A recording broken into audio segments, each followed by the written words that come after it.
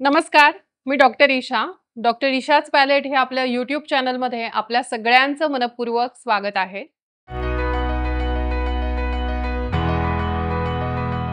दिवाळी म्हटलं की अभ्यंग आणि अभ्यंगाचे आरोग्यासाठी कितीतरी फायदे आहेत. याच्या व्हिडिओजमधून मी याच्या आधी अनेक वेळा सांगितलेलं आहेच. तर तुम्हाला बेसिकली एवढं तर माहिती आहे की अभ्यंगामुळे त्वचा जी आहे ती सुंदर होते, मुलायम होते आणि रोज अभ्यंग केल्याने फक्त त्वचेला नाही तर वाताला सुद्धा आपल्याला जिंकता येतं. त्याच्यामुळे शरीरातील जे वाताचे जे आजार असतात ना, ते कमी व्हायला मदत होते.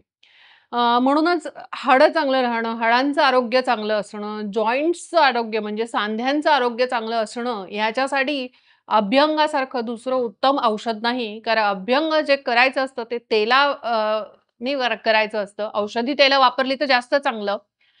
आणि वातासाठी असं म्हटलेलं आहे, की तेलाशिवाय श्रेष्ठ औषध कुठलं नाही दुसरं वाताचं. इतकं सुंदर तेलाचं महत्त्व हे वाताच्या दुखण्यांसाठी आहे. तर अभ्यंग आणि मसाज हे दोन्ही पण सेमच आहेत का? अभ्यंग म्हणजेच मसाज का? तर मसाजला आयुर्वेदामध्ये एक विशिष्टपूर्ण शब्द आहे. त्याला मर्दन असं म्हटलेलं आहे. म्हणजे ज्याच्यामध्ये विशिष्ट प्रकारे दाब देऊन जो केला जातो शरीराच्या अवयवांवर, तो म्हणजे मसाज. आणि अभ्यंग म्हणजे काय? तर अभ्यंग म्हणजे संवाहन करणे. म्हणजे शरीराला हळू-हळू हलक्या हाताने तेल लावणे म्हणजे अभ्यंग. आता अभ्यंग आणि मसाज ह्याच्यामधला जो पहिला बेसिक फरक तुम्हाला कळला. मग आता हे कधी करावं? तर अभ्यंगमाचरेत नित्यं स जरा श्रमवातः असं म्हटलेलं आहे, की जरा म्हणजे जे तुम्हाला सुरकुत्या पडतात ना, म्हातारपण लवकर येणं ह्याच्यासाठी श्रेष्ठ क्रिया म्हणजे अभ्यंग आहे. ती नित्य आचरण करावी. त्याच्यात पण त्यांनी सांगितले शिरश्रवण पादेषु तम विशेषेण शीलयेत म्हणजे डोक्याला अभ्यंग लावणं, पायाला करणं आणि कानांच्या ठिकाणी अभ्यंग म्हणजे तेल लावणं हे सगळ्यात महत्त्वाचं आहे. अगदी तुम्हाला सगळ्या शरीराला नाही जमलं तरी सुद्धा. कारण ही मुख्य वाताची स्थानं आहेत आणि तिथे जर तुम्ही वाताला कंट्रोल केलं तर तुमच्या शरीरामध्ये सुरकुत्या पडणं, वात वाढणं, त्याच्यामुळे येणारा श्रम, थकवा, वाताचे आजार हे तुम्ही कंट्रोल करू शकतात. म्हणून अभ्यंग ही नित्य करण्याची गोष्ट आहे आणि मसाज म्हणजे मर्दन किंवा विशिष्ट प्रकारे जोर देऊन करण्याची गोष्ट जी असते ना, ती कायम करण्याची नाही. अभ्यंगाचे सुद्धा नियम आहेत, की कुणी करावे, कुणी करू नये. तसेच मसाजचे सुद्धा नियम आहेत. कुणी करावे, कुणी करू नये, कधी करावं, कधी करू नये. तर अभ्यंग कसा करावा पहिली तर त्याची शास्त्रशुद्ध पद्धत कशी आहे?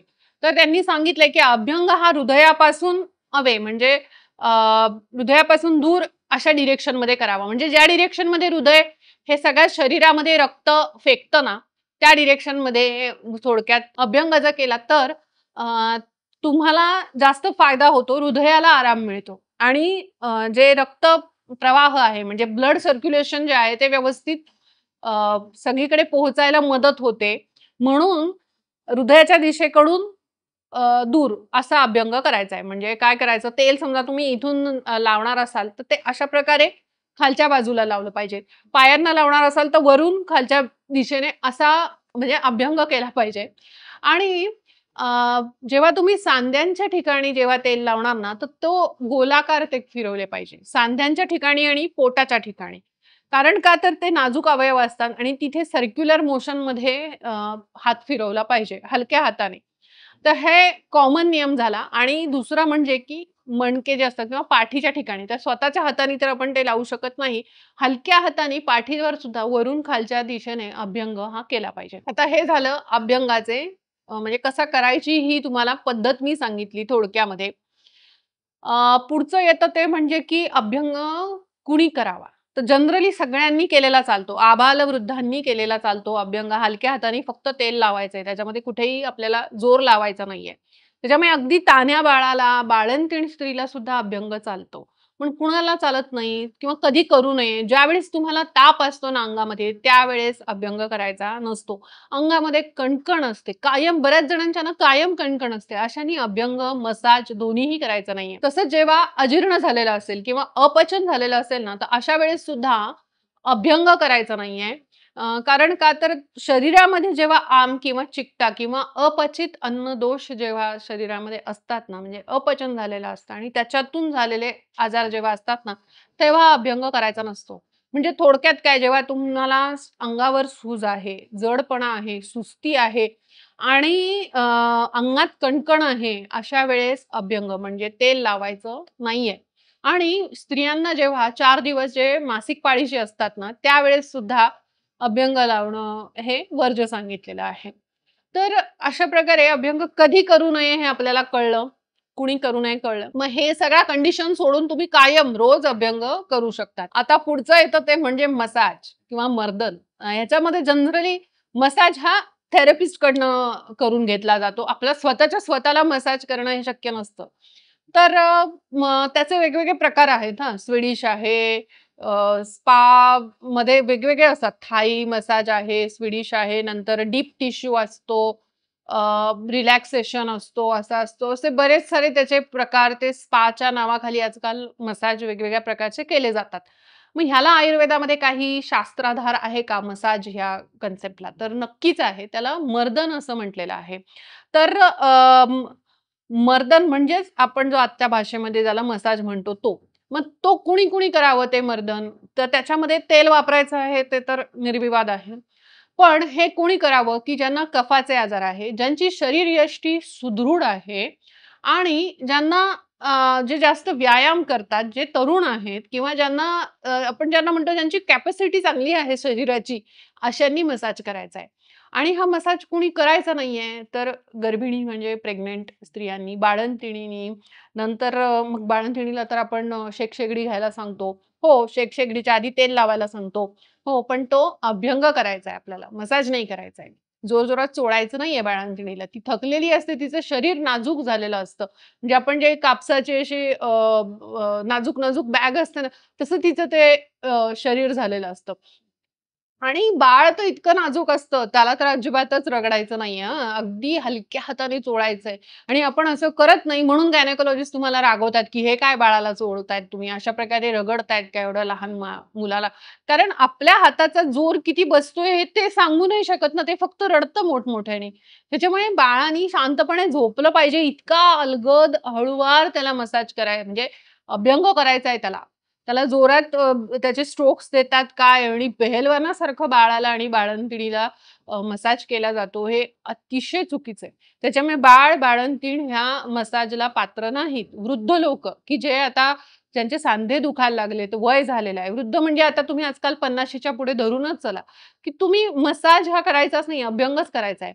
मग मसाजमध्ये सुद्धा जर तुम्हाला मसाज घ्यायचाच असेल जेव्हा एज होतं जास्त करून आणि वाताची दुखणी असतात, तर अशा वेळेस तेल लावून मसाज केला पाहिजे. पण मग तो अगदी हलक्या हाताने केला पाहिजे.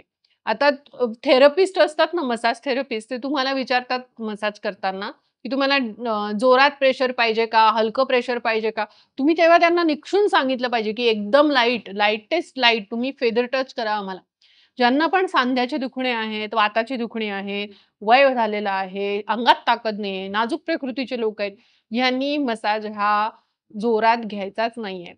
त्यामुळे मसाज कुणी घेऊ नये हे कळलं तुम्हाला? आता बरेच पेशंट्स ना मला असं सांगतात बरं का, की आम्ही मसाज केला कुठले पंचकर्म सेंटरमध्ये करा, नाहीतर स्पा सेंटरमध्ये जाऊन करा. मसाज केला की आम्हाला अंग दुखायला लागतं, अंगात ताप येतो, अंग भरून येतं. म्हणजे मसाज रिलॅक्सेशनसाठी केला की अजून अंग दुखवण्यासाठी केला, असं त्यांना होतं. तर असं का होतं?